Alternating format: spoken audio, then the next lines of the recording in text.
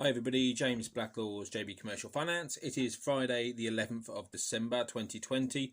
2020 is drawing to a close.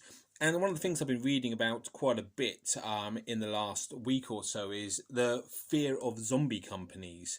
Now, for anyone who's unaware of how this works, a zombie company is a business which is so indebted generally and struggling to move forward that they continue to trade, they continue to pay their salary, they continue to pay whatever tax they have, but they don't grow, they don't innovate.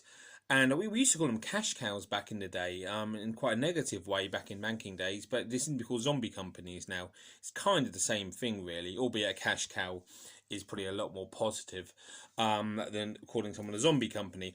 But that's and there's been a lot of businesses like that. I mean, looking at some of the classic examples I've seen over the years, some of the businesses that recently failed, I guess a place like the Debenhams or the Green Group, they probably would have been seen as zombie companies because they have a massive debt burden and generally only servicing the interest on the debt. It's all rolling up and rolling up, debt levels going up, and eventually they went pop. Now, it doesn't mean that all zombie companies go pop. It's not necessarily that bad a thing, and a lot of businesses are content just to service the interest on their debt because they want to have an exit down the route, they want to sell the business down the route, retire, whatever it is, clear off the debt and move on, and that's absolutely fine. But usually that kind of terminology is associated with larger businesses, and there's this fear which seems to be running through a lot of the media at the moment that the zombie companies are going to come down a level and all of a sudden smaller businesses will kind of fit under that terminology as well.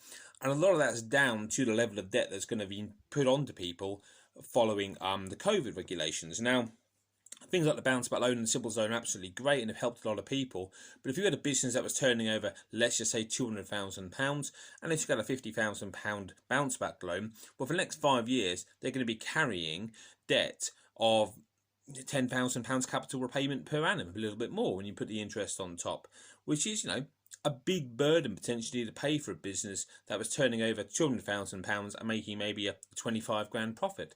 So there's the sad possibility that these will become sort of mini zombie businesses, especially as they struggle to continue the trade. And the difficulty is that that can lead to them cutting back on their fixed costs, which can include staff, R&D, innovation, and any kind of new business development opportunities.